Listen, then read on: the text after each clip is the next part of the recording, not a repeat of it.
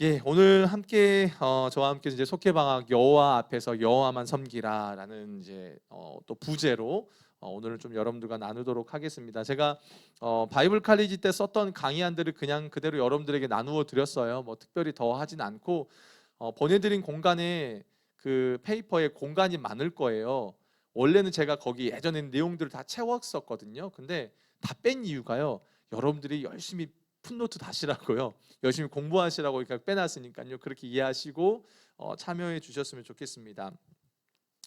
어떠세요? 지난주에 이렇게 하나님의 말씀을 공부하는 게 참 재밌지 않습니까? 예, 감사해요. 아멘. 안 해주셨으면요. 마음에 또 한편의 상처를 받을 뻔했는데요. 네, 농담이고 참 재밌는 것 같아요. 저도 사실 이 시간이 즐거워요. 설교하는 시간도 참 감사하고 은혜이기도 하지만 성경을 하나 읽고 또 그 가운데 담긴 의미들을 우리가 파악해 가며 또 그 말씀을 가장 먼저 제가 지금 이렇게 저에게 적용을 하거든요. 그러다 보니까 이 시간이 어떻게 보면 저한테는 육적으로는 좀 진이 빠지는 시간이기도 해요. 그런데 또 한편으로는 영적으로 굉장히 큰 기쁨이 있고 또다시 하나님 앞에 마음을 내어드리고 뭔가 소망을 갖고 한 걸음 더 내딛게 되는 시간이에요. 그래서 여러분들에게도 그런 시간들이 되셨으면 좋겠습니다. 자, 우리가 지난주에 사무엘상 1장을 살펴보았습니다. 그래서 오늘은 2장부터 7장까지를 볼 거예요. 목사님 가능하냐고요? 예. 어떻게든 달릴 겁니다. 그래서 그렇게 하고요. 또 이번 주 금요일 날은 제가 또 금요 성령 집회 또 말씀을 전하는데 그때 이어서 또 사무엘상의 내용들을 쭉 갈 겁니다. 그래서 어떻게든 이 말씀들을 해 갈 텐데 우리가 지난 시간에 이 사무엘상의 전반적인 배경에 대해서 좀 특별히 살펴보았습니다. 사사 시대라는 그 배경 속에 어떻게 보면은 암울하지요. 힘의 논리가 작용되는 그 시대 가운데 하나님이 전혀 의도치도 않은 인간적인 방법으로는 하나님이 도구로 쓰실 때 힘이 있고 능력이 있고 뭔가 가진 자를 쓰실 텐데 전혀 그러하지 않고 철저하게 연약하고 지극히 개인적인 문제를 갖고 한나에게는 삼중고의 문제가 있었거든요. 국가적으로, 나라적으로 영적인 위기가 있었죠. 또 하나 개인적으로 불임의 위기가 있었습니다. 그리고 또 하나는 가정 안에서의 그런 갈등의 위기가 있었지만 하나님이 그런 문제투성인 그 가정을 통해서 역사하십니다. 불가능해 보이지만 하나님은 그 일을 해내십니다. 그리고 하나님께서 이스라엘을 다스리신다라는 것을 이 사무엘상 1장부터 보여주고 계시는 거예요. 그래서 지난주는 길게 할 수밖에 없었어요. 그 부분을 설명해 드릴 수밖에 없었던 이유가 그렇지 않고 이 사무엘상을 보게 되면 그냥 다윗의 이야기, 사무엘의 이야기, 사울의 이야기로 그냥 끝나버립니다. 그런데 이 1장 안에서 이 1장이 사사기와 연결되어서 여러분들이 보게 되면요. 이런 시대 속에 하나님이 그래서 이렇게 하시는구나.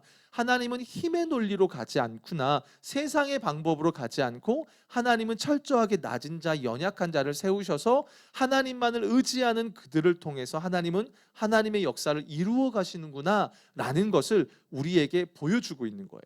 그렇기 때문에 지난주의 내용이 사실 중요합니다. 오늘 또 그런 연장선 안에서 좀 보도록 하겠습니다. 우리가 지난주에 살펴봤듯이 이제 한나가 그런 어려움 가운데서 하나님 앞에 기도하고 서원하는 가운데 하나님께서 한나로 하여금 이제 아들을 낳게 해주셨습니다. 그래서 그 가운데 우리가 또 한나의 연약함도 봤었죠. 한나 하면 진짜 완전 여자들이 찾던 롤 모델로 생각을 했었는데 한나도 연약함이 있어요. 엘가나도 연약함이 있어요. 그리고 서로가 서로를 도와가면서 하나님의 뜻을 이루어가고 하나님이 그런 연약한 자들을 이끌어 가시는 그 하나님의 놀라우신 손길이에요. 여러분 그게 여러분의 삶에 임하길 기도하셔야 돼요. 우리는 철저히 연약한데요. 하나님의 손길이 우리 가운데 임하면요. 그때는 제가 그래요. 너무나 연약한 제가 이 자리에 나아갈 수 있는 것도 그 하나님이 붙드셨기 때문에 그렇다라는 거예요. 그래서 그 은혜 속에서 한나가 2장으로 넘어와서는 아마 여러분 대부분의 성경책에 보면 한나의 기도라고 나올 거예요. 아마 첫 구절 때문에 기도라고 소제목이 나와 있는데 사실적으로 그 내용들을 보게 되면 이것은 한나의 노래라고 표현하는 게 더 엄밀히 맞습니다. 한나의 찬양, 한나의 노래입니다. 그가 하나님을 만나고 나서 하나님을 어떤 분으로 고백하고 있는 내용들이기 때문에 그렇습니다. 근데 사실 이 한나의 이 노래는요. 두 가지 차원에서 여러분들이 이해를 하셔야 됩니다. 첫 번째는 한나 개인의 차원에서 여러분 보시면 됩니다. 실제적으로 한나는 낮은 자였습니다. 그런 자기를 하나님이 높여주셨잖아요.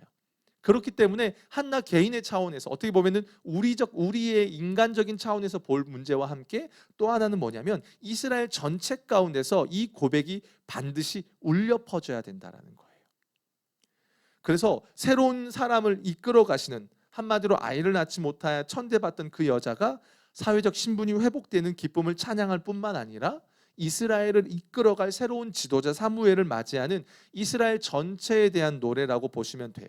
그래서 사실 요 사무엘상 2장에 나와 있는 한나의 노래와 여러분 사무엘 하에 가보면 22장에 가보면 다윗의 노래가 나와요. 이게 지난주에 여러분 구조를 제가 좀 여러분들의 슬라이드를 보는 게 좀 어색하셔서 그냥 넘어가긴 했지만 이 사무엘상에는 구조가 있어요. 그래서 그 구조 안에 여러분 교재 보내드린 거에도 있을 거예요. 그래서 거기에 보면 낮은 자를 높이시는 하나님에 대한 이야기가 쭉 등장하면서 2장에 나와 있던 한나의 노래와 사무엘 하 22장에 나오는 다윗의 노래가요, 이렇게 쌍을 이룹니다. 앞에와 뒤에 그렇게 이어줍니다.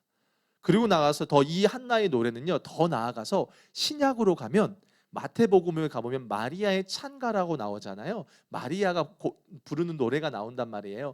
이제 그 노래와 함께 같이 이렇게 이어져요. 공통점이 뭐냐면 영적인 타락이 있는 그 암흑의 시대 속에 하나님은 연약한 자를 들어 사용하셔서 당신의 뜻을 드러내신다라는 겁니다. 그런 시대적 고백 속에 이런 흐름 속에 이런 노래가 등장한다라는 거예요. 오늘 본문 1절 2절을 한번 볼게요. 2장 1절 2절을 보면은 참 재밌어요. 이 성경의 표현이요. 제가 읽겠습니다. 한나가 기도하여 이르되 내 마음이 여호와로 말미암아 즐거워하며 내 뿔이 여호와로 말미암아 높아졌으며 내 입이 내 원수들을 향하여 크게 열렸으니 이는 내가 주의 구원으로 말미암아 기뻐함이니이다. 여호와와 같이 거룩하신 이가 없으시니 이는 주밖에 다른 이가 없고 우리 하나님 같은 반석도 없으심이다 라고 말해요. 1절을 시작하고 있는데 1절에서 강조되고 있는 말이 무엇이에요, 여러분? 여호와로 말미암아란 말이에요.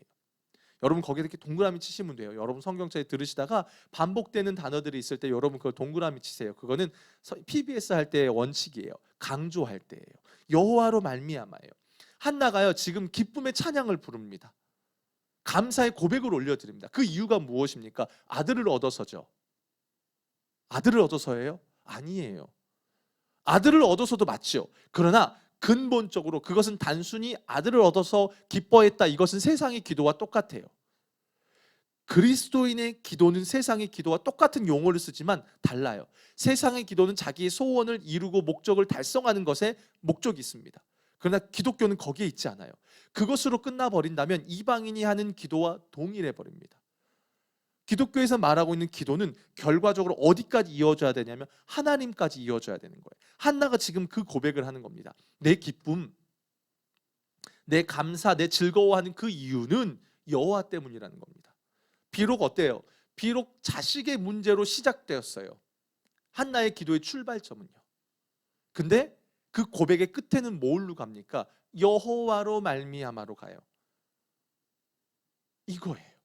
그러면서 6절에 보면 여호와는 죽이기도 하시고 살리기도 하시며 스올에 내리기도 하시고 거기서 올리기도 하시는도다. 가난하게도 하시고 부하게도 하시고 낮추기도 하시고 높이기도 하시고 모든 주권자 되시는 분이라는 겁니다. 한나가 그걸 깨달은 거예요. 기도를 통해서 그 고난이라는 여정을 통해서 한나가 얻은 건 여호와 하나님이에요. 여러분 우리 찬송가 중에 나의 영원하신 기업, 그죠? 우리의 기업은 하나님뿐이세요. 우리의 절대적 만족은 하나님뿐이세요. 그분이 우리의 인생의 주권자니까요. 때로는 우리가 맞아요, 여러분. 내 인생에 힘든 고난이 있고요. 문제가 있어요. 그것 때문에 우리는 기도의 자리로 나아가요. 근데 여러분 거기서 멈추시면 안 돼요. 왜 하나님은 이 과정을 허락하셨지? 그리고 이 과정 너머에 계신 하나님의 뜻은 무엇이지? 라는 것으로 여러분 가야 한다라는 겁니다. 그래서 이 한나의 고백은 굉장히 귀한 고백이에요. 개인에게도 고백이지만 여러분 이 시대가 어떤 시대라고 했지요? 사사시대예요. 사실 이 고백을 가장 먼저 해야 될 사람이 누굴까요? 제사장 엘리입니다. 제사장 엘리예요. 왜요? 하나님 가장 앞에서 하나님을 섬깁니다. 그리고 제사장의 역할이 무엇입니까? 중재자예요. 다리를 놓는 사람이에요. 하나님과 백성 사이에 다리를 놓는 사람이에요. 근데 그 역할을 하는 사람이 하나님을 고백해야 한다는 거예요. 근데 엘리의 입에서는 찬양이 나오질 않습니다. 아니요, 찬양이 아니라 영적 무지함으로 그냥 입만 뻥끗거리고 있는 한나의 그 탄식을 보지 못하고 오히려 술 취했다라고 말하는 영적 분별력 없는 사람이라는 거예요.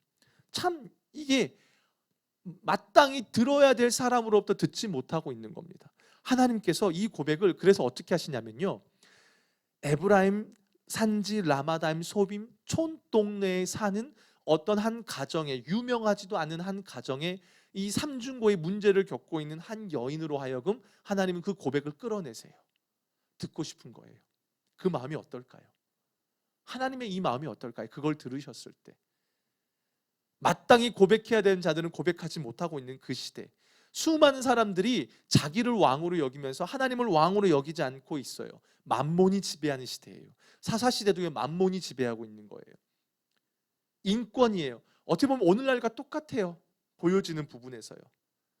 그 속에서 전부 다 하나님을 왕으로 여기지 않고 하나님을 주권자로 고백하지 않는 가운데 한나가 자기의 고난의 여정 속에 하나님을 깨닫고 진짜 하나님이 어떤 분인지를 알고 이 여자가 고백을 합니다. 하나님의 주권을 고백합니다. 자기가 바닥도 쳐봤더니 이런 자를 높이시는 분이구나 라는 걸 그가 고백합니다. 그건 우리의 인생에서도 마찬가지입니다. 사랑하는 여러분, 여러분은 하나님을 고백하고 계십니까? 어떤 분으로 고백하십니까? 여러분의 기도와 그리고 여러분의 그 입술에서 나오는 고백은 여전히 내 문제에만 멈춰 계십니까? 여러분, 문제를 갖고 하나님 앞에 나오지 말란 소리가 아닙니다. 여러분, 그것을 한 단계 넘으셔서 그 가운데 내 문제 너머에도 역사하고 계신 하나님이 계신다는 것을 여러분 반드시 경험하셨으면 좋겠어요. 그래서 오늘날도 마찬가지예요. 인권이라는 이름 아래에 너무나 많은 하나님의 주권이 상실되어져 버립니다. 인권보다 더 우선인 것은 여러분 주권이에요. 아멘이시죠? 예. 인권은 뭘 간과합니까? 우리의 죄성을 간과합니다. 하나님의 주권은 모든 걸 포함하고 있습니다. 여러분, 무엇을 고백하시겠습니까? 이 시대 속에요, 여러분, 이 한나의 노래가요 정말 귀한 거예요. 이 고백이요, 어둠 가운데 이 정말 나오는 귀한 찬양의 고백인 줄로 믿습니다. 그러면서 이 한나의 고백을 끝으로 해서 이제 하나님께서 어떠한 역사를 이제부터 본격적으로 이루어 가시냐면, 사무엘을 통해서 하나님이 이스라엘을 다스리시는, 하나님의 신정, 하나님이 사무엘을 통해서 이스라엘을 다스리시는 그런 모습이 등장해요. 이스라엘은 하나님의 나라예요. 하나님이 아브라함을 통해서 내가 너로 하여금 큰 민족을 이룰 거라고 이야기하시면서 하나님의 나라를 이끌어 가실 것에 대한 이야기를 하시는 거예요. 그리고 오늘 본문 안에서 사무엘을 통해서 그게 시작됩니다. 2장 11절 한번 다 같이 한번 읽어볼까요? 시작. 엘가나는 라마의 자기 집으로 돌아가고 그 아이는 제사장 엘리 앞에서 여호와를 섬기니라. 그 아이 사무엘은 여호와를 섬기는데 여러분, 누구 앞에서 섬겨요? 엘리 앞에서요. 저는 목사잖아요. 저는 부목사예요. 여러분, 부목사가요 목회지를 고를 때 무엇을 우선으로 세우는지 아십니까? 그 교회의 네임밸류요? 그 교회 성도 사이즈요? 아니요, 안 봐요. 담임 목사가 누군지를 봐요. 왜요? 그 리더십의 영향력을 받기 때문이에요. 리더십이 갖고 있던 마인드를 따라가기 때문이에요. 그 리더십과의 어떤 관계성이 있기 때문이에요. 물론 그 외에 여러 가지 요소들이 있겠죠. 근데 생각해 보세요. 엘리가 누구예요? 이제 이 이후부터요, 엘리와 그의 아들들의 타락한 모습들이 쭉 등장해요. 근데 성경이 이야기하고 있는 거예요. 엘리 앞에서 여호와를 섬기니라. 환경과 상황이 중요하다, 중요하지 않다? 중요하지 않다라는 거예요. 여호와 하나님을 섬기는 데 있어서 상황과 환경이 중요하지 않다라는 겁니다. 반대로 12절을 볼까요? 이게 성경이 대조를 하고 있어요. 엘리의 아들들은 행실이 나빠 여호와를 알지 못하더라 라고 하면서 엘리의 아들들은 하나님을 섬기지 않고 있는 모습이 대조가 돼요. 자, 볼까요? 환경적인 것으로 볼까요? 엘리와 그의 아들들이 처한 환경은 좋아요, 좋아요? 너무 좋아요. 그죠? 하나님을 섬기기 최적의 장소예요. 이스라엘이 단에서부터 브엘세바까지 이렇게 내려 예루살렘으로 걸어올 필요도 없잖아요. 바로 앞에서 예배 드리면 되잖아요. 그죠? 환경적으로 무슨 어려움이 있어요. 그런데 행실이 나빠 여호와를 알지 못하더라라고 말을 합니다. 이게 뭘 의미하냐면 여러분 지난 시간에 제가 그 말씀했죠. 이 사무엘상하는요 그런 구조가 있어요. 누군가가 하강해요. 누군가가 몰락해요. 그럼 누군가가 세워지는 거예요. 반대로 그 말은 뭐예요? 엘리가 무너지는 거예요. 그러면 사무엘이 하나님을 들어 사용하신다라는 그런 뜻이 되는 겁니다. 아이 사무엘은 너무나 어려운 환경 가운데서 하나님을 섬긴다라는 거예요. 그런데 엘리의 아들들은 행실이 나쁘다라는 거예요. 행실이 나쁘다라는 게 벨리야알이라는 단어라고 그랬어요. 무가치하다. 누군가를 삼키다. 문제는요. 이 단어를 지난주에 보면 누가 썼어요? 엘리가 누구한테 썼어요? 한나한테 썼어요. 근데 정작 자기 아들들이 그런 무가치한 삶을 살고 있고 누군가를 수월로 끌어내리는 그런 못된 존재로 살아가고 있는 것을 엘리가 분별하지 못하고 있다는 거예요. 아이러니하죠. 참 아이러니해요. 어떤 삶을 살 것이냐는 거예요. 여기서 알지 못하다라는 단어가 크게 세 가지 뜻을 내포하고 있어요. 첫 번째는 하나님을 그들이 인정하지 않는다는 거예요. 알지 못하다라는 단어에는 하나님을 인정하지 않는다. 또 하나는 뭐냐면 하나님을 두려워하지 않는다. 그리고 또 하나 하나님을 인식하지 않는다. 저 같으면 성경에 기록할 거예요. 그래가지고 나중에 아는 척할 거예요. 너 이거 무슨 뜻인지 알아? 모르지? 이렇게 할 수도 있어요. 여러분, 하나님을 알지 못한다는 말이 하나님을 인정하지 않는다, 하나님을 두려워하지 않는다, 하나님을 인식하지 않는다라는 말입니다. 그러니까 뭐예요? 하나님을 알지 못한다는 말 속에는 하나님을 인정하지도 않고 두려워하지 않고 그분을 인식하지 않는다는 의미가 포함되어 있는 겁니다. 반대로요, 하나님을 인정하고 의식하고 두려워하는 사람, 즉 하나님을 아는 자의 인생은 어떻게 돼요? 한나의 노래처럼 낮은 자를 높이시고요, 가난한 자를 부하게 하시고요, 복된 인생으로 끌어가신다는 거예요. 지금 성경이 의도적으로 이 두 개의 개념을 지금 대조하고 있는 겁니다. 자, 그런데 그러한 엘리의 아들들이 하나님을 알지 못했던 그 모습들 중에서 가장 하나님의 가슴을 아프게 한 장면들이 등장합니다. 당시에 엘리는 나이가 많았기 때문에 직접 제사장의 직무들을 다 감당을 하지 못했습니다. 그래서 홈리와 비느하스가 아버지를 대신해서 제사장의 직무들을 담당하고 있었어요. 예배의 일을 맡고 있었다는 겁니다. 그런데 성경을 보면 그 예배가 얼마나 무너져 가고 있는지를 볼 수 있어요. 자, 2장 13절부터 제가 천천히 읽어가면서 여러분 같이 나눌게요. 그 제사장들이 백성에게 행하는 관습은 이러하니 곧 어떤 사람의 제사를 드리고 그 고기를 삶을 때에 제사장의 사환이, 여기 나오는 그 사환이란 단어가요 종이란 뜻보다도 또 다른 의미가 있는데 이게 아이라는 뜻이에요. 그 앞에 보면 아이 사무엘은 나오잖아요. 그거랑 똑같은 말이에요. 그래서 한마디로 여기서 제사장의 사환은 누구를 가리킬까요? 엘리의 자식들을 가리키는 거예요. 그래서 엘리의 자식들 사환이 손에 3살 갈고리를 가지고 와서요, 냄비나 솥이나 큰 솥에나 가마에 찔러 넣어 갈고리에 걸려 나온 것을 어떻게 그냥 가져가 버리는 겁니다. 그 당시에는 고기를 핏째 먹으면 안 되잖아요. 레위기에 보면 피는 생명이니까요, 고기를 무조건 삶아 먹었어요. 근데 수육으로 먹었다고 생각하시면 돼요. 근데 어떻게 하냐면 나중에는 태우기도 전에 뭐 하기도 전에 뭐 레어를 좋아했는지 어떤 종류의 고기를 좋아했는지 모르겠어요. 그냥 막무가내로 하나님이 정해놓으신 명령과 상관없이 자기들 입맛대로 그냥 꺼내버린다는 겁니다. 또 하나님 앞에 제사 드리기 전에 이런 식이에요. 여러분들이 교회 나와서 봉헌하기도 전에, 이 강단 앞에 하나님 앞에 봉헌하기도 전에 어떻게 하냐면 내놔 그냥 가지고 와, 그러면서 다 갈취해버리는 거예요. 이러한 모습이에요. 그러면서 22절에 가보면 또 등장해요. 거기에 보면 22절에 보면 엘리가 매우 늙었더니 그의 아들들이 온 이스라엘에게 행한 모든 일과 회막문에서 수종드는 여인들과 동침하였음을 듣고 라고 말을 합니다. 예. 어떻게 해요? 그 당시에는요 여러분, 성전 안에서 제사장 이외에도 허드렛 일을 하는 일반 사람들이 있었습니다. 여러분 나중에 여호수아에 가보면 기브온 족속 아시죠? 속였다가 어쩔 수 없이, 그래서 이 장작되는 일을 시킨 그 기브온 족속처럼. 그리고 사사기에 가보면 입다의 딸이 성전에서 하나님 앞에 드려졌다라고 말했는데 그게 성전 봉사하는 여자로 드려졌어요. 그래서 그런 여자들은 이렇게 좀 성결하게 지켜야 되는데 그런 여자들을 이 엘리의 아들들이 음행을 해버렸다라는 겁니다. 그러니까 뭐예요? 이 제사라는 건요, 여러분, 나중에 기회가 되면 레위기를 또 한번 볼 수도 있겠지만 이 레위기에서 제사라는 것이 얼마나 중요한지 몰라요. 제사는 하나님 앞에 나아가는 그 당시의 유일한 통로였어요.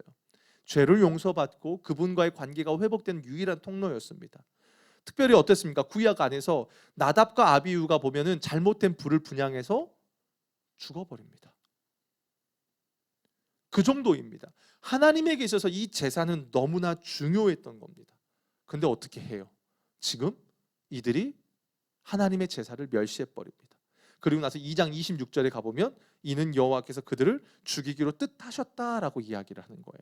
그러니까 엘리의 아들들이 얼마나 그 시대 가운데 타락했는지가 드러나는 겁니다. 그러면서 성경은 교차적으로 18절부터 어떤 걸 비교하고 있냐면, 여러분 어떤 말이 여러분 딱 비교가 되는지 여러분 한번 보세요. 먼저 18절 앞에 보면 생략된 단어가 있어요. 그러나라는 말이 생략됐어요.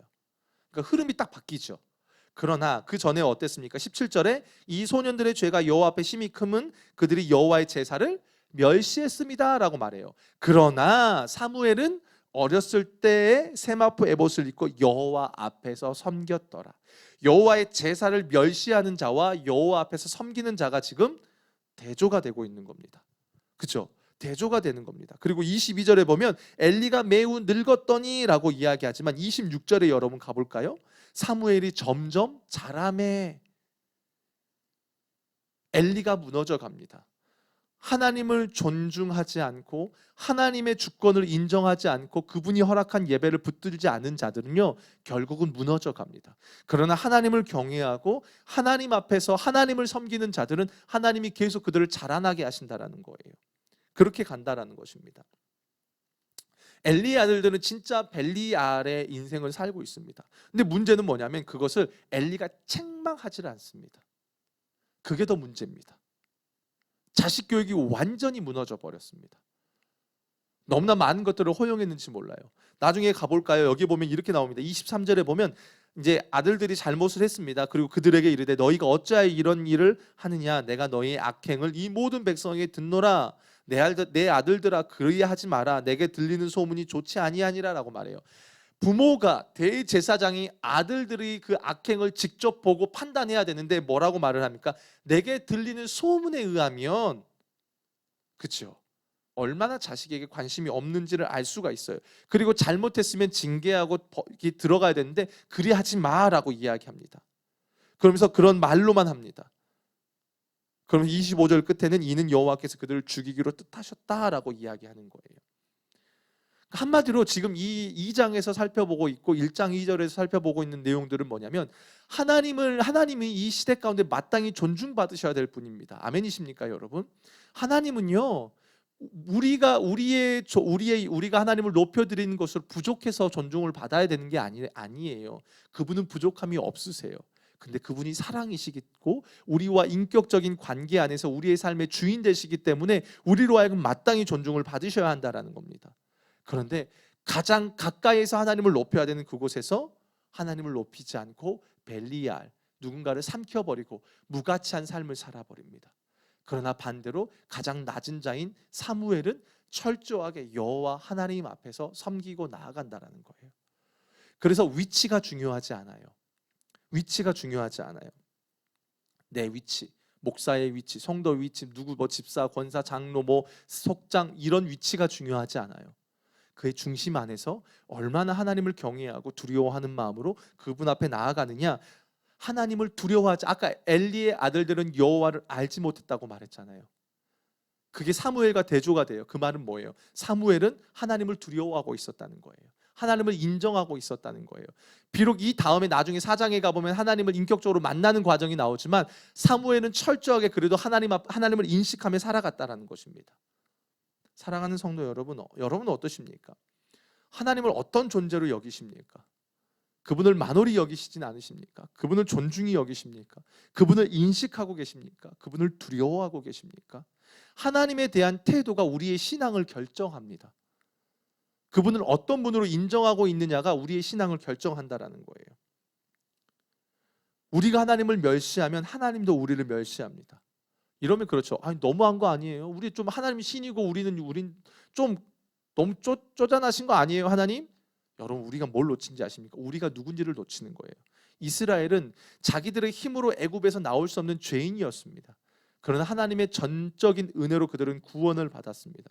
그리고 하나님의 전적인 은혜로 그들을 자녀 삼아 주셨고 그들에게 언약을 주시고 그들에게 복을 허락해 주셨다라는 거예요. 이스라엘이 할 일은 뭐냐면 깨어서 그 하나님의 주권을 인정하고 그분을 존중하고 고백하는 거예요. 우리의 삶도 마찬가지예요. 죄인이었던 우리를 그리스도 예수 안에서 구원해 주신 것만으로도 우리는 마땅히 하나님 그분을 찬양해야 됩니다. 그분을 두려워해야 됩니다. 그게 성도의 위치예요.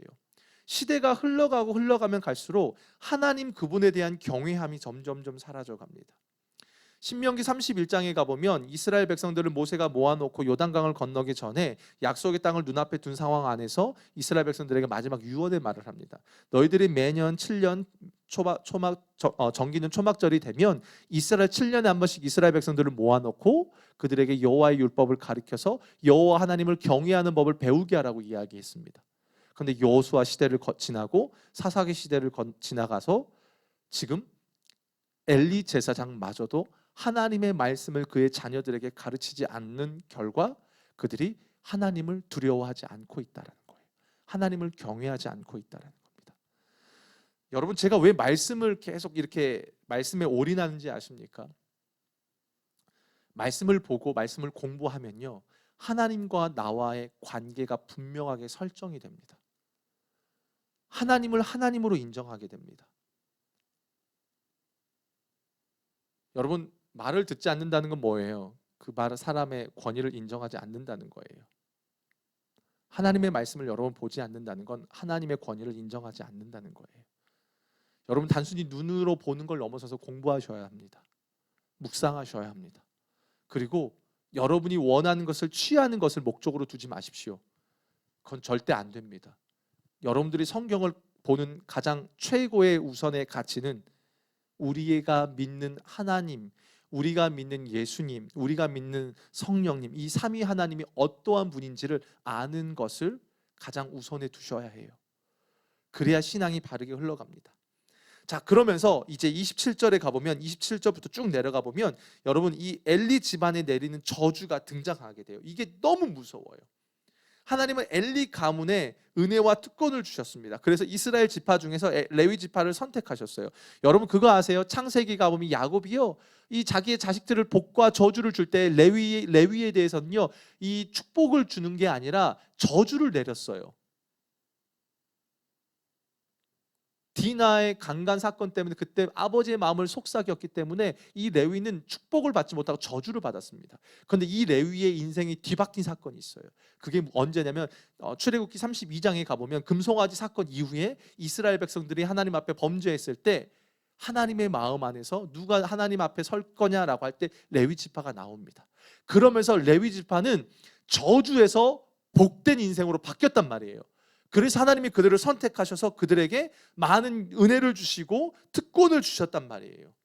근데 어떻게 합니까? 지금 오늘 본문에 가면 뭐라고 말해요? 27절에 볼게요.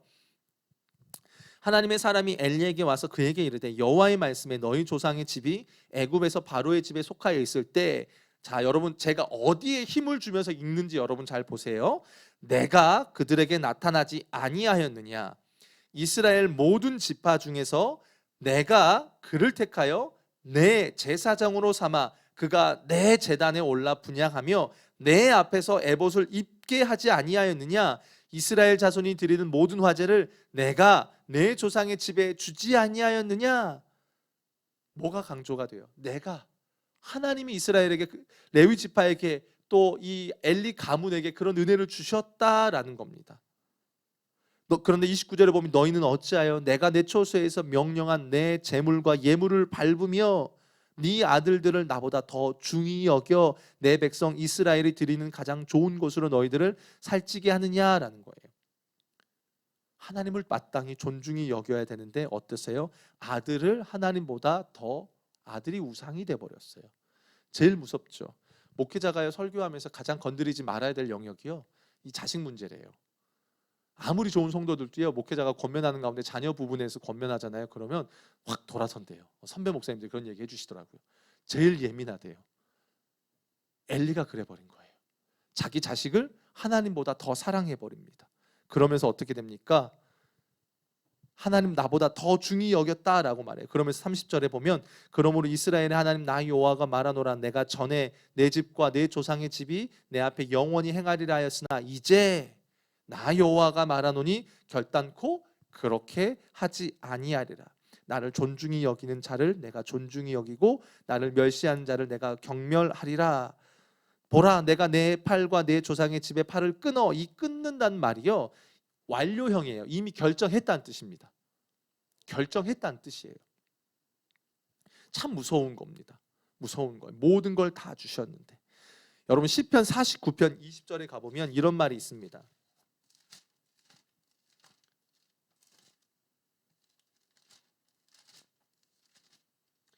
시편 49편 20절에 보면 존귀하나 깨닫지 못하는 사람은 멸망하는 짐승 같도다. 아직 안 끝났습니다, 집사님. 네. 존귀하나 깨닫지 못하는 사람은 멸망하는 짐승 같도다라고 말을 해요. 내가 존귀함을 받은 존재였는데 그걸 깨닫지 못하는 자는 짐승과 같다라는 거예요. 지금 이 엘리 가문을 보면서 이야기하는 거예요. 하나님으로부터 이루 형용할 수 없는 놀라운 특권을 받았는데 그걸 깨닫지 못하고 하나님을 경멸해 버립니다. 그래서 그 가문은 날아가 버립니다. 영원히 노인이 없을 거야. 내 아들들이 한날에 다 죽을 거야. 그러면서 엘리 집안에 임하게 된 저주가 홈리와 비느하스가 다 죽게 돼 버립니다. 그리고 엘리 대신해서 새로운 제사장을 하나님이 세워 가십니다. 35절에 보면 내가 나를 위하여 충실한 제사장을 일으키느니 그 사람은 내 마음 내 뜻대로 행할 것이라. 내가 그를 위하여 견고한 집을 세우리니 그가 나의 기름 부음 받은 자 앞에서 영구히 행하리라. 참 두려운 일입니다. 정말 두려운 일입니다. 여러분 우리에게 주어진 여러분 그 특권을 가볍게 여기시면 안 됩니다. 여러분에게 부여된 그 구원의 놀라운 특권, 성도라는 말이요 이게 거룩한 주의 백성이지만 반대로 이야기하면 성도란 말은 천하에 때려 죽일 놈이란 뜻이에요. 누구를 죽여야만 거룩하게 되는 존재예요. 예수 그리스도를 죽여야만 거룩하게 될 만큼 죄가 많은 존재가 성도예요. 성도라는 단어가 갖고 있던 양면성이에요. 긍정적인 건 거룩한 백성이지만 부정적인 건 우리는 그런 죄인이었다는 겁니다. 그런 죄인에서 거룩한 백성이 되었다면 그 받은 특권으로 그걸 기억해야죠. 우리에게 그 성도란 직분을 주신 하나님을 기억해야죠. 오늘 본문 안에서 그렇게 이야기를 하는 겁니다. 그러면서 3장으로 넘어가서 엘리 집안에 대한 몰락의 이야기가 나오면서 이제부터 성경은 사무엘이 어떻게 하나님 앞에 나아가고 있는가, 하나님께서 어떻게 그에게 이야기를 하고 있는가라고 이야기합니다. 3장 1절 2절에 보면 이렇게 이야기해요. 여러분 이제 뭐가 반복돼서 비교되는지 여러분 눈에 쏙 들어올 겁니다. 아이 사무엘이 엘리 앞에서 여호와를 섬길 때에는 여호와의 말씀이 희귀하여 이상이 흔히 보이지 않았더라라고 말을 합니다. 이스라엘은 여러분 어떤 백성입니까? 언약 백성입니다.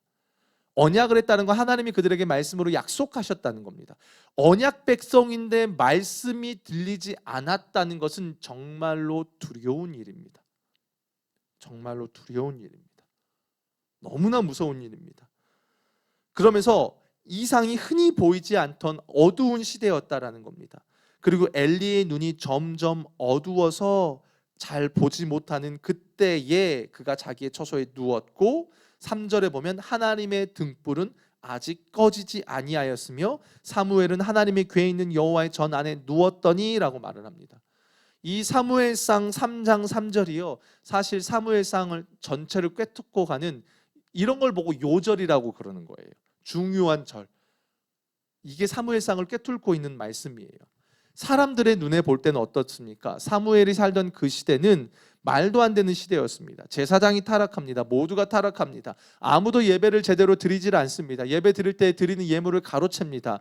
보통 죄악입니까? 사사기에 보면 등장하는 모든 죄악들로 가득 차 있습니다. 그런데 하나님은 그 가운데서 지극히 개인적인 문제를 가지고 있던 한 여인을 통해서 한 가정을 통해서 그의 여인을 몰아가는 가운데 하나님이 보여주신 거에 낮은 자를 높이셔서 여전히 내가 일하고 있다는 걸 보여주고 있는 겁니다. 인간적인 눈으로 볼 때는 어떨까요? 소망 없어 보이죠. 소망 없어 보이죠. 제사장이 이 정도 타락하면 뭘 더 바랍니까? 요즘 시대에 보면 목회자들의 여러 가지 타락에 대한 이야기들이 등장하잖아요. 뭐가 뭘 더 말하겠습니까? 이런 시대예요. 근데 이 가운데 누가 등장해요? 그 부당하고 부정한 그 시대 속에 그 앞에서 여호와 하나님을 섬기는 누가 등장합니까? 사무엘이 등장합니다.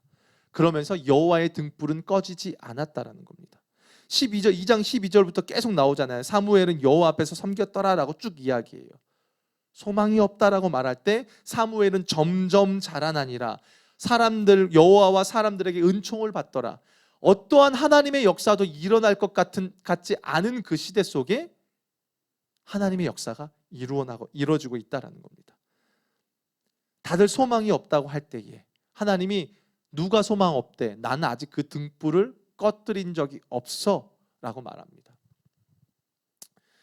교회가 참 욕을 많이 먹죠. 맞습니다. 그렇다고요, 여러분, 교회 망했다라고 이야기하시면 안 됩니다. 교회 소망 없다는 얘기 함부로 하시면 안 됩니다. 그건 우리가 판단할 거 아닙니다. 하나님이 소망을 끄지 않으셨는데요. 등불을 끄지 않으셨는데 왜 우리가 하나님이 끄지 않은 등불을 우리가 마음대로 끄려고 합니까? 하나님이 포기하지 않으셨는데요. 어느 한순간도 하나님은 아무리 악한 시대 속에 한 번도 하나님은 포기하신 적이 없으십니다. 사사기 350년 동안 무려 200년 이상의 평화의 시기가 있었습니다. 그 암흑의 시대 속에서도 하나님은 일하셨습니다. 신구약 중간사 그 400여 년의 그 중간사 속에는 하나님은 선지자들을 보내지만 아니셨지 하나님은 그 가운데서도 일하셨다라는 거예요. 하나님은 한순간도 쉬지 않으셨습니다. 코로나 시대로 교회가 망한다고요? 예, 어렵지요. 어려운 거 맞습니다. 그러나 하나님은 쉬신 적이 없습니다. 하나님은 포기하신 적이 없습니다. 그래서 우리는 함부로 그 얘기하시면 안 됩니다. 함부로 그 얘기하면 안 됩니다. 교회 망했어. 교회 그래서 뭐 어떻게 돼? 부정적인 얘기요? 아닙니다. 믿음의 사람은 그 가운데서도 어떻게든 일하고 계시는 하나님을 봅니다. 하나님은요, 이 교회 안에서도요, 우리가 다 무너져 가도요, 하나님은 이 교회의 주인이 예수 그리스도이기 때문에 이 교회 안에서 예수 그리스도의 은혜로 구원받은 한 사람을 통해서도요, 이 교회를 어떻게든 다시 살리십니다. 그것이 초대교회 안에도 있었고 한국 교회 안에도 수많은 믿음의 역사들 가운데 드러났다라는 겁니다. 그래서 우리는 함부로 그 이야기를 할 수 없다라는 겁니다. 자, 그러면서 이 사무엘이 엘리 앞에서 여호와를 섬길 때라고 이야기하는데, 여호와의 말씀이 희귀하여 이상이 보이지 않을 때에, 이게 이상하게 이게 계속 하나님에게서 삶과 말씀을 가장 가르쳐야 될 엘리의 영적인 상태가 어두워 버립니다. 눈이 어둡다라는 거. 창세기에 가보면요, 이삭이 나이가 많아 눈이 어두워라고 말을 해요. 여기서 말하는 건 단순히 내가 그냥 노안이 왔고 앞이 안 보이는 육적인 안 보이는 것을 말하는 게 아니라 영적인 어둠을 말합니다. 이삭이 이때 눈이 어두워서 이 야곱과 에서를 분간하지 못하면서 그 문제가 발생했던 것처럼요. 반대로 모세는 어떤지 아십니까? 신명기 34장 7절에 가보면 모세가 죽을 때 나이 120세였으나 그의 눈이 흐리지 아니하였고 기력이 쇠하지 아니하였고. 예, 여러분 나이를 드시면서 점점 여러분 이러셔야 됩니다. 눈이 흐리지 않으셔야 합니다. 기력이 쇠하지 않으셔야 합니다.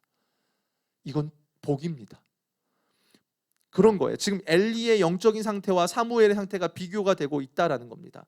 사무엘은 여호와 전 안에 누워 있다라. 사실 당시에는 제사장들이 당번제들이 있어서 내가 당번에 따라서 이제 제사장 봉사를 해야 되는 거예요. 근데 엘리가 어떻게 합니까? 자기가 해야 될 일을 하지 않고 그냥 사무엘한테 맡기는 거예요. 자기는 처소에 뒤집어 자빠져 자고 있는 거예요. 그리고 사무엘은 여호와의 전 안에서 그 안에 누워 있는 겁니다. 그러면서 하나님의 등불이 꺼지지 않는 하나님의 임재가 여전히 있는 그 현장에 누가 있다는 거예요? 예, 사무엘인 거예요. 그래서 장소가 중요한 거예요. 그래서 장소가 중요한 거예요. 출애굽에도 보면 그렇잖아요.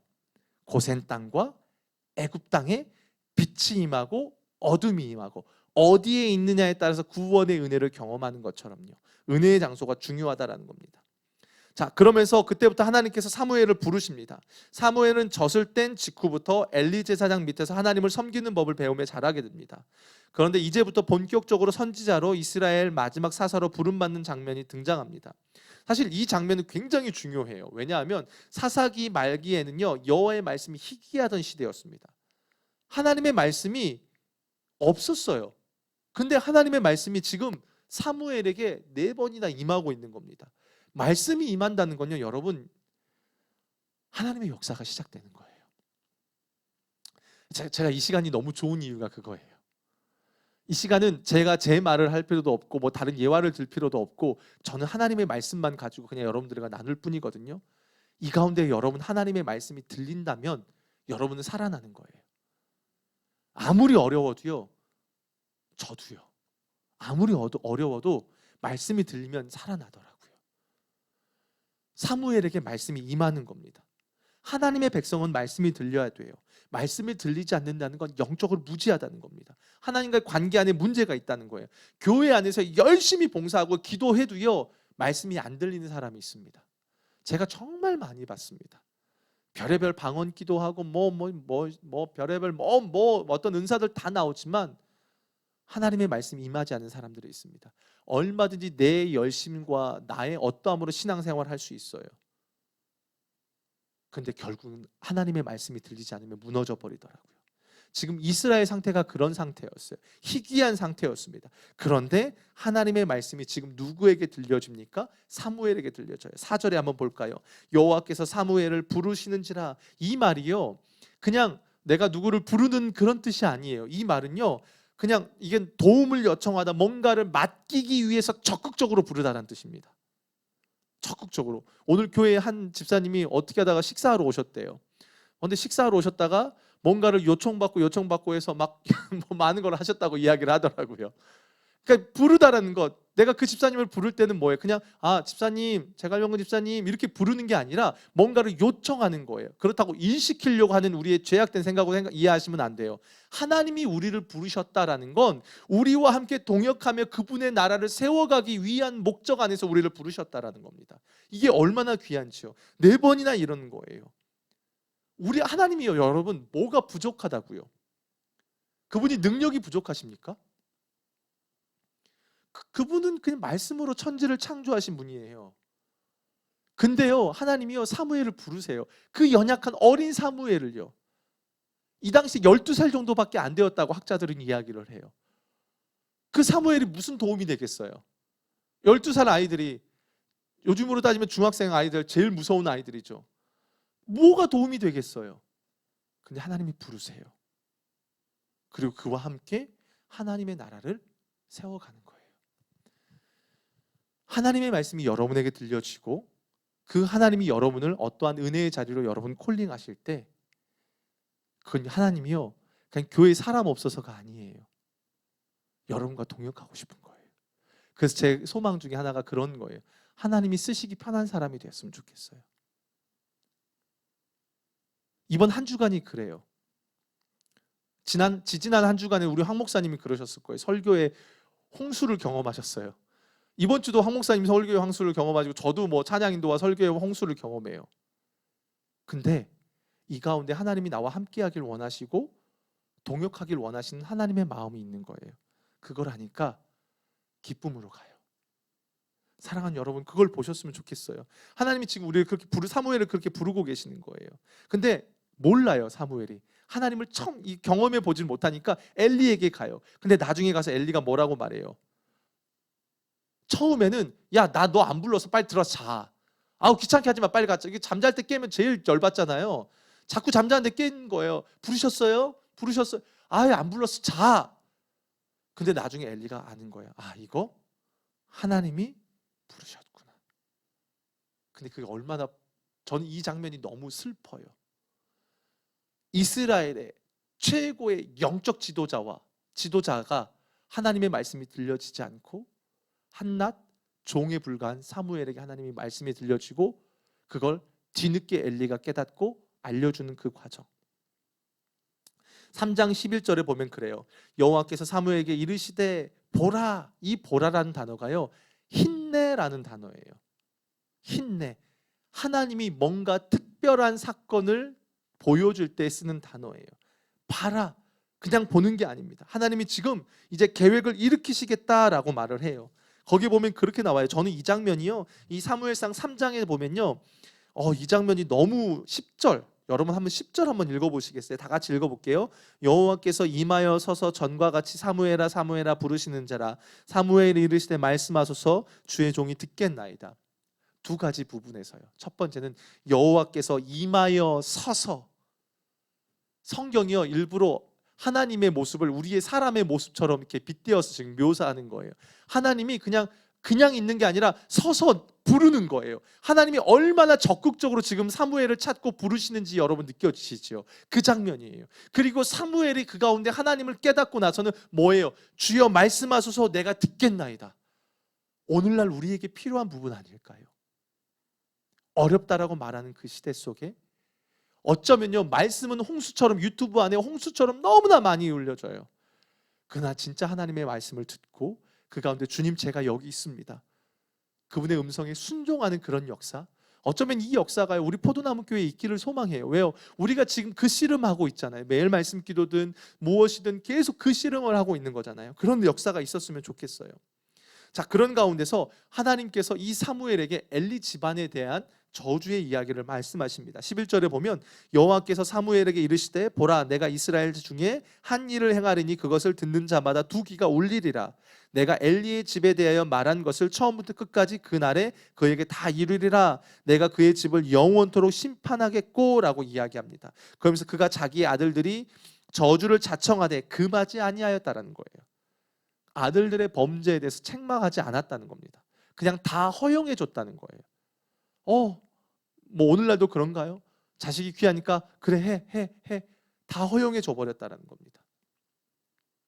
그러면서 엘리 집안의 몰락에 대한 이야기가 나와요. 여러분 이 부분들은 여러분들이 보셨으면 좋겠어요. 제가 그것까지 다 나누긴 좀 어렵고요. 그런 가운데서 엘리 집안의 몰락에 대한 이야기와 함께 19절 3장 19절에 보면 이렇게 나옵니다. 사무엘이 자라매 여호와께서 그와 함께 계셔서 그의 말이 하나도 땅에 떨어지지 않게 하시니 라고 말합니다. 그러면서 단에서부터 브엘세바, 이스라엘의 북에서부터 남쪽까지 온 이스라엘이 사무엘은 여호와의 선지자로 세우심을 입은 줄을 알았더라라는 거예요. 충실한 견고하게 세워진 존재로 알게 되었더라라는 겁니다. 사무엘의 말이요 온 땅에 떨어지지 않은 이유가 무엇인지 아십니까? 바로 여호와께서 그와 함께 하셨기 때문입니다. 그래서 그의 말에 힘이 실리는 겁니다. 그가 주님과 동행하기 때문에 그의 말에 힘이 실리셨다는 거예요. 그러면서 저는 이 장면이 너무 은혜가 돼요. 21절 여호와께서 실로에서 다시 나타나시되 여호와께서 실로에서 여호와의 말씀으로 사무엘에게 자기를 나타내시니라. 아멘. 다 소망이 없다고 했어요. 근데 그 속에서 하나님이 다시 나타나시되 이때 마음이 어떠셨을까요? 우리 하나님 참 수다쟁이시거든요. 우리에게 얼마나 많은 말씀을 주시는데요. 우리 하나님 수다쟁이세요. 그 말은 우리랑 너무나 많은 교제를 나누고 싶으셨어요. 근데 말씀을 하고 싶어도 말귀를 못 알아듣는 거예요. 귀를 닫아버린 시대였어요. 근데 그게 열리는 순간이에요. 하나님의 마음이 어떠셨을까요? 얼마나 사무엘을 통해서 그래서 엘리 제사장이 여전히 있음에도 불구하고 사무엘의 그의 말이 하나도 땅에 떨어지지 않게 사무엘을 통해서 역사가 일어나고 있다는 겁니다. 그리고 여호와의 말씀으로 사무엘에게 자기를 나타냈더라라는 겁니다. 하나님은요 자기를 드러내기를 원하시는 분이세요. 그래서 그런 역사가 일어나고 있다라는 것입니다. 자, 그런 가운데서 이제 사무엘이 세워져 가는 그런 어간 안에 이스라엘 전체가 갖고 있었던 그 죄악된 모습들을 한 번 더 성경이 지적하고 있어요. 4장 1절에 보면 이스라엘은 나가서 블레셋 사람들과 싸우고 에베네셀 곁에 진치고 블레셋 사람들은 아벡에 진쳤더니 이 아벡이라는 장소는 사실은 여호수아에 의해서 이스라엘이 정복한 땅이었어요. 근데 빼앗겨 버린 거죠. 힘이 약해져 버렸다. 자, 그러면서 왜 자신들이 전쟁에서 블레셋과의 전쟁에서 지고 나서 왜 졌을까라고 그들이 생각하다가 이렇게 이야기를 합니다. 3절 4절 4장 3절 4절 보겠습니다. 백성이 진영으로 돌아오매 이스라엘 장로들이 이르되 여호와께서 어찌하여 우리에게 오늘 블레셋 사람들 앞에 패하게 하셨는고 여호와의 언약궤를 실로에서 우리에게로 가져다가 우리 중에 있게 하여 그것으로 우리를 우리 원수들의 손에서 구원하게 하자. 이에 백성이 실로에 사람을 보내어 그룹 사이에 계신 만군의 여호와의 언약궤를 거기서 가져왔고 엘리의 두 아들 홈니와 비느하스는 하나님의 언약궤와 함께 거기에 있었더라. 전쟁에 지니까 그 원인을 뭘로 봐요? 아, 언약궤를 안 가져왔구나. 실제로 이스라엘 백성들이 여리고성을 점령할 때 어떻게 했습니까? 하나님의 언약궤가 가장 앞서서 이스라엘 거기 여리고성을 돌았잖아요. 마치 그 생각하는 거예요. 우리가 전쟁에 진 이유가 언약궤를 안 가지고 갔구나.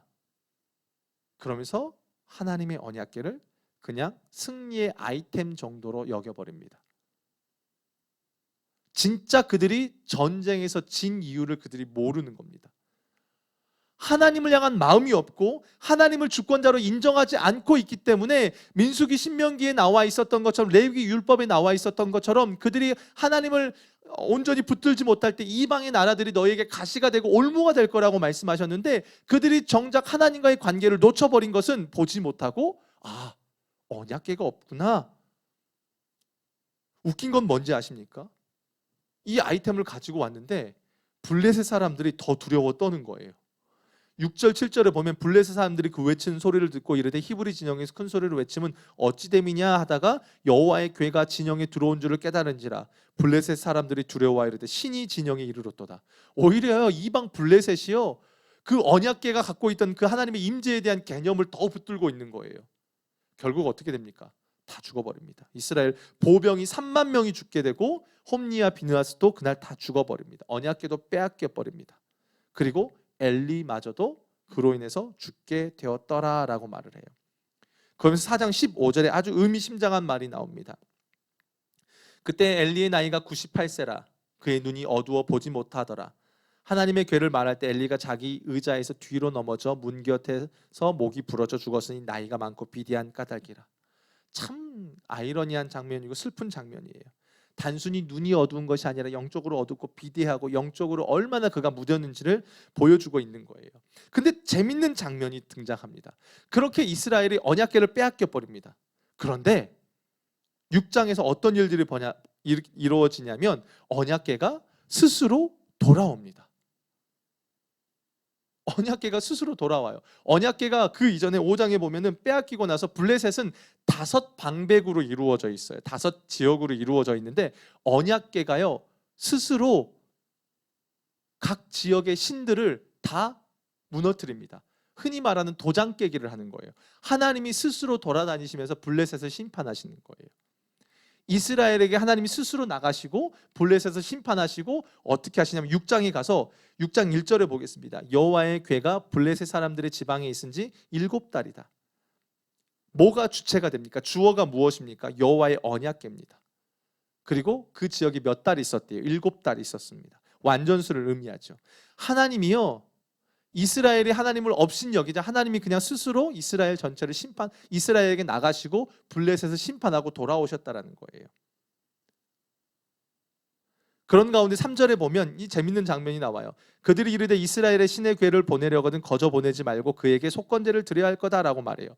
이스라엘은 하나님을 제대로 섬기지 못하고 있는 가운데 이방 민족들이 그냥 보내면 안 돼. 나름대로 자기들 안에 종교심 안에서 신에 대한 그런 마음이 있는 거예요. 그러니까 이게 뭘 대조하겠어요? 이스라엘의 완전히 실력 없음과 블레셋만도 못한 이스라엘의 형편을 지금 보여주고 있다라는 겁니다. 또 볼까요? 19절에 가보면 6장 19절에 가보면 언약궤가 돌아오는 가운데 어떤 일이 벌어집니까? 베세메스 사람들이 여호와의 궤를 들여다본 까닭에 그들을 치사, 여러분 성경에 보면 괄호되어 있죠. 5만 70명을 죽이신지라. 이게 그날 죽인 숫자가 번역본에 따라서 조금씩 차이가 있는 거예요. 어디는 5만 70명이고 어디는 70명이라고 써져 있습니다. 정확히 몇 명인지는 몰라요. 근데 여러분, 이 중원구 안에 코로나가 지금 오늘 몇 명 나왔다고 그랬죠? 20몇 명, 30몇 명 나왔다 했잖아요. 우리 그것만 해도 지금 난리 나잖아요. 근데 갑자기 어느 날 70명이 죽었다고 생각해 보세요. 제가 있던 멕시코에는 그런 사건들이 있었거든요. 대학생들 데모할 때 수십 명이 확 한꺼번에 매장 죽은 사건이 있어요. 그래서 그 도시에 그들을 기념하는 어떤 그런 장소가 있거든요. 난리 나겠죠. 근데 이들이 죽은 이유가 뭐예요? 언약궤를 함부로 들여다봐서요. 분명 민수기에 가보면 레위기 율법에 따르면 언약궤는 함부로, 하나님의 성물은 함부로 만지면 안 되는 거예요. 그렇게 하나님이 전쟁에서 패하게 하고 났음에도 불구하고 이스라엘이 여전히 하나님을 경외하고 그 율법을 지키는 그 훈련이 안 돼 있었다라는 것들을 보게 돼요. 그러니까 하나님에 대한 두려움이 여전히 없는 그들의 상황이었다라는 겁니다. 그러면서 7장으로 넘어가서 제가 시간이 조금 부족해서 좀 나머지 부분들을 여러분들이 집에 가서 쭉쭉 보시고요. 궁금하신 거 있으면 저한테 이렇게 문의해 주시면 돼요. 자, 7장으로 쭉 넘어갑니다. 그러면서 이제는 본격적으로 하나님께서 사무엘을 통해서 이스라엘을 어떻게 통치해 가시는가에 대한 이야기가 등장합니다. 자, 7장 2절 보겠습니다. 괴가 기럇 여아림에 들어간 날부터 20년 동안 오래 있은지라 이스라엘 온 족속이 여호와를 사모하니라 라고 말합니다. 그러니까 6장 끝에서 7장으로 넘어오는 사이에 여러분 시간의 텀이요 20년이 있다고 여러분 생각하시면 돼요. 그리고 나중에 사무엘 하 6장에 갔을 때 다윗이 여기서 이제 언약궤를 가지고 옵니다. 그래서 그때 베레스 우사 사건이 등장하잖아요. 그런 흐름으로 이어지는 겁니다. 자, 그런데 이스라엘 사람들이 하나님의 언약궤가 블레셋에서 승리하고 돌아오는 모습을 보면서 하나님을 향한 어떤 마음을 가지고 있었냐면 사모하는 마음이 컸다고 그렇게 이야기를 하잖아요. 근데 7장 3절에 볼까요? 그런 가운데 사무엘이 이 가운데서 뭐라고 이야기를 하냐면 7장 3절 우리 한꺼번에 좀 보도록 하겠습니다. 시작. 사무엘이 이스라엘 온 족속에게 말하여 이르되 만일 너희가 전심으로 여호와께 돌아오려거든 이방신들과 아스타롯을 너희 중에 제거하고 너희 마음을 여호와께로 향하여 그만을 섬기라. 그리하면 너희 블레셋 사람의 손에서 건져내시리라 라는 겁니다. 이스라엘이 하나님을 사모하는 마음이 있었을까요? 없었을까요? 있었어요. 여기 있다고 그랬잖아요. 2절에 7장 2절에 여호와를 사모했더라. 근데 그들 속에 여전히 뭐가 남아 있었습니까? 예, 우상이 남아 있었습니다. 여러분 이걸 간과할 수 없어요. 우리의 모습이에요. 이스라엘 어떠냐면 하나님을 사랑하지만 이방도 사랑하는 겁니다. 여러분 이 당시에 혼합 종교를 이야기하는데 우리가 착각을 해요. 하나님을 버리고 우상만 섬겼다라고 생각하는데 그러지 않아요. 하나님도 섬겼어요. 그리고 우상도 섬겼습니다. 이런 거예요. 가나안에 정착하면서 우리를 이끌어내신 능력의 하나님이시라고 해서 그들이 하나님 앞에 가서 열심히 기도하고 예배를 합니다. 동시에 가나안에 있었던 우상들의 영향을 받습니다. 가나안의 바알과 아세라 다 농사의 풍요와 관련된 신들이었습니다. 그러니까 어떻게 해요? 당장 농사를 지어야 되잖아요. 그러니까 그들에게 가서 기도하는 거예요. 이게 당시 이스라엘의 모습이었습니다. 그들이 하나님을 섬길 때 진심이었을까요? 진심이 아니었을까요? 진심이었어요.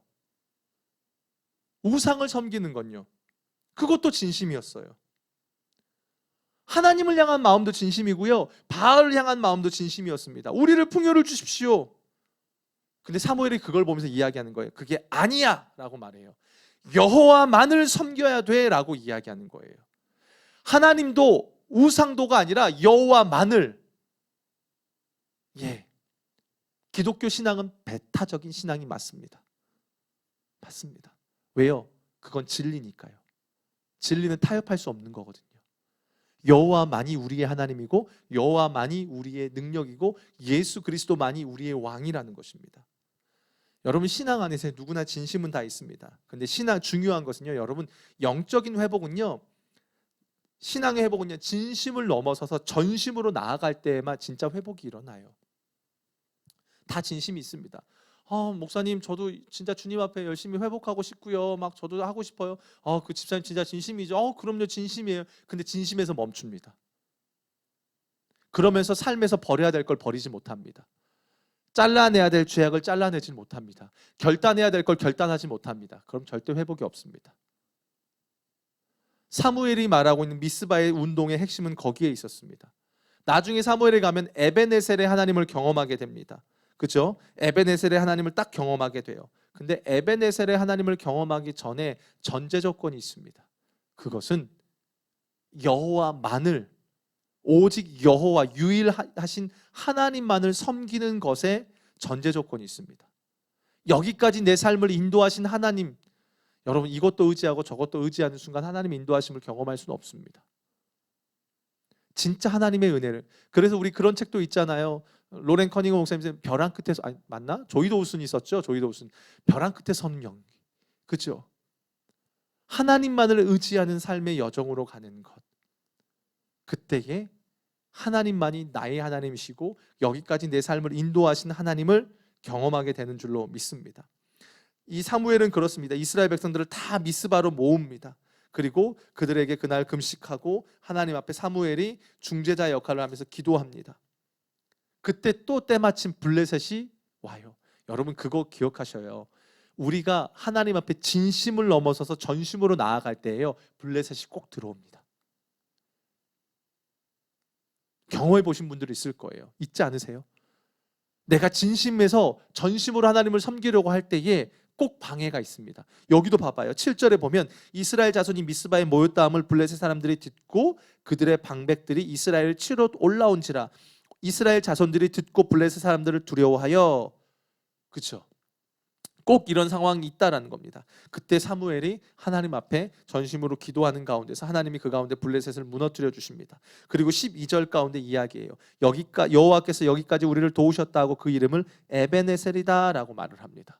그리고 사무엘이 사는 날 동안에 13절에 보면 등장하고 15절에도 보면 사무엘이 사는 날 동안에 여호와 하나님을 경외하고 하나님의 뜻대로 살아가는 사무엘을 통해서 하나님이 이스라엘을 통치하실 때에 그날에 어떤 일들이 벌어집니까? 블레셋 사람들을 막으시고 회복되고 도로 찾고 평화가 일어난다라는 거예요. 지금 이걸 보여주는 겁니다.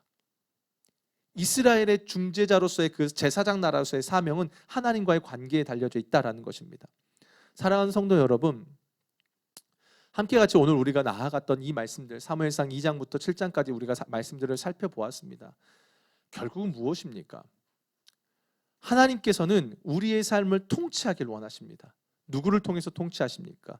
여호와 하나님만을 존중하고 그 하나님만을 소망에 두고 있는 그 사람을 통해서 하나님은 일하십니다. 사랑하는 여러분, 하나님의 등불은 꺼지지 않았습니다. 어느 한순간도 하나님은 여전히 당신의 마음을 나눌 사람을 찾고 계신다는 겁니다. 오늘 이 시간 우리가 함께 같이 찬양하고 기도했으면 좋겠어요. 오늘 두 가지 좀 기도 제목들을 좀 많이 갖고 나왔는데 시간상 우리가 많이 할 수 없겠지만 두 가지 기도 제목만 붙들고 우리 함께 같이 찬양하고 기도했으면 좋겠습니다.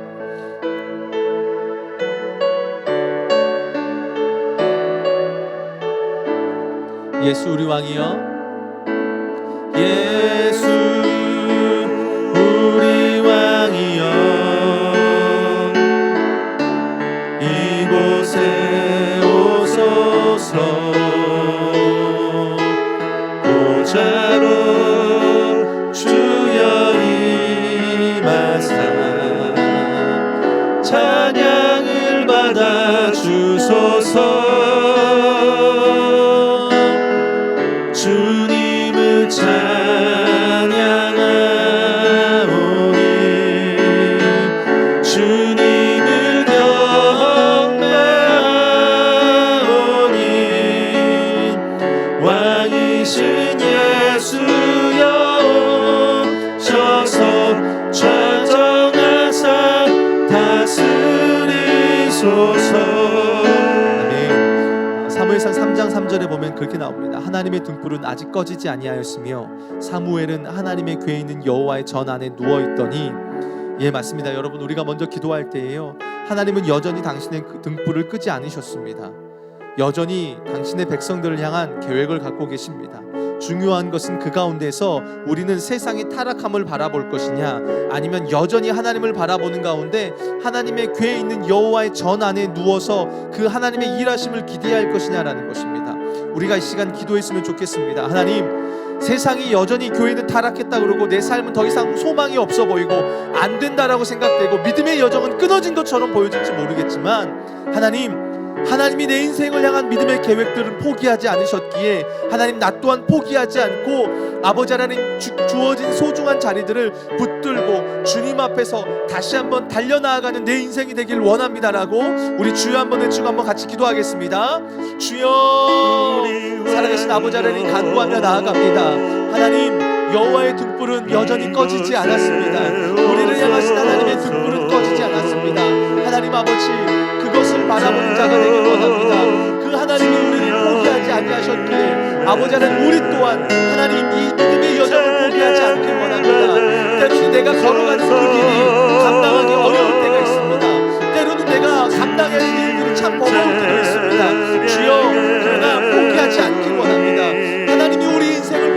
않고 계시기에 우리 또한 포기하지 않기 원합니다. 하나님이 우리를 붙잡고 계시기에 아버지 우리 또한 포기하지 않고 끝까지 이 믿음의 길을 우리가 감당하는 우리들의 인생 될 수 있도록 도와주시옵소서.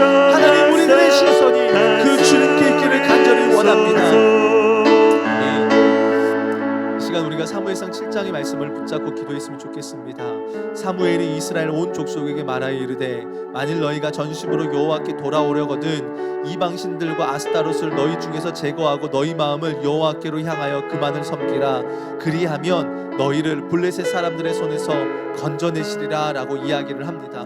이 시간 우리가 같이 기도했으면 좋겠습니다. 하나님, 우리가 진심을 넘어서서 전심으로 하나님 앞에 달려가는 인생이 되길 원합니다라고.